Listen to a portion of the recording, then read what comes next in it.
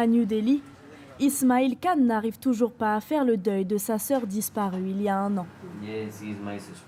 C'est ma sœur Muskan. Elle est morte dans un incendie. Elle travaillait dans une usine. Cette photo date de l'époque où elle allait à l'école. Elle faisait du mannequinat. Quand je regarde cette photo, elle me manque beaucoup. Le 14 mai 2022, un incendie se déclare dans cette usine d'assemblage électronique à l'ouest de New Delhi. 27 personnes y perdent la vie. D'après plusieurs témoins, le bâtiment n'aurait eu aucune issue de secours. Seulement une porte d'entrée bouchée par des cartons.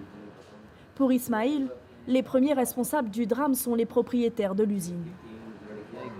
Si l'entreprise où l'incendie a eu lieu avait disposé d'une porte de sortie supplémentaire, tout le monde aurait pu s'échapper. Personne ne serait mort. Deuxièmement, la plus grande faute vient des deux propriétaires de l'usine.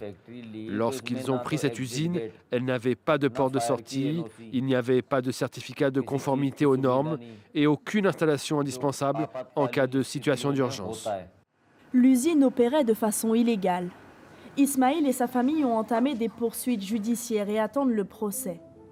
Désormais pays le plus peuplé au monde, l'Inde s'est lancée dans une course au développement industriel. Partout, des immeubles et des usines sortent de terre. Conséquence, en Inde, les accidents du travail sont quotidiens et les travailleurs pauvres en sont les premières victimes. À Ghaziabad, dans la banlieue de New Delhi, nichée dans une zone industrielle à l'abri des regards, une usine de pièces de robinetterie a accepté de nous ouvrir ses portes. Mukesh Rastogi est le gardien des lieux. Voici notre salle des machines où nous fabriquons les robinets et les accessoires. Dans ce petit atelier de fabrication, ni issue de secours, ni extincteur. Les installations électriques sont visiblement dangereuses et des barreaux et détritus bloquent chaque fenêtre. Pour les ouvriers, pas de gants, pas de chaussures de sécurité, ni de masque sur le visage. Lorsque nous posons la question à Mukesh Rastogi sur la sécurité de ses employés, le chef d'entreprise préfère envoyer la responsabilité à l'État indien. Si le gouvernement donnait les ressources aux employeurs pour la santé et le bien-être des travailleurs, alors les employés pourraient davantage se sentir bien au travail et augmenter leur capacité de production. Ici, 17 ouvriers travaillent 6 jours sur 7. Nous n'avons pas été autorisés à leur demander leur avis sur les conditions de travail. Selon la loi indienne, chaque usine de plus de 10 employés doit avoir un comité de sécurité, une règle rarement appliquée dans le pays. Chaque année, des milliers d'ouvriers de l'industrie meurent ou sont rendus invalides suite à un accident du travail.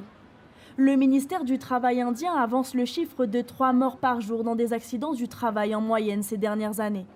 Une enquête indépendante de 2017 évalue quant à elle ce chiffre à 131. Dans l'est de New Delhi, Ramsant est alité et grièvement blessé depuis 8 mois. En août dernier, une bouteille d'acide lui a explosé sur tout le corps dans l'entrepôt de produits chimiques où il était employé.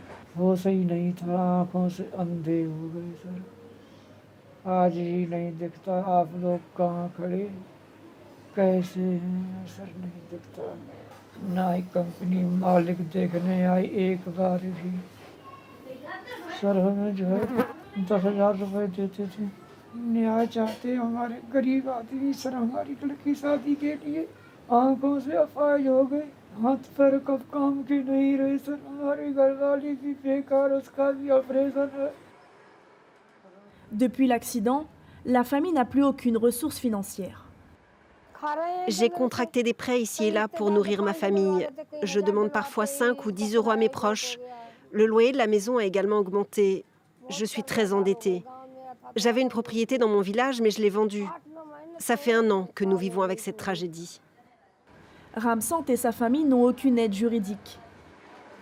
Dans la capitale indienne, une organisation internationale tente de porter la voix de ces travailleurs vulnérables. Apurva Kaiwar est secrétaire régionale du syndicat Industrial. Elle dénonce les nouvelles lois du Code du travail indien tout juste adoptées qui pourraient affaiblir encore plus la protection des ouvriers. Ce qui se passe maintenant, c'est qu'il y a un changement de la part du gouvernement. Les inspections aléatoires, non planifiées et non annoncées vont être arrêtées.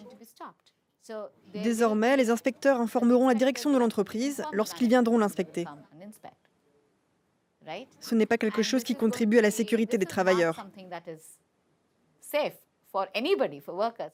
D'autres projets de loi ont été annoncés par le gouvernement. Parmi les mesures envisagées, seules les usines de plus de 250 employés auraient l'obligation d'avoir un comité de sécurité, contre 10 auparavant. Une réforme, elle aussi critiquée par les syndicats.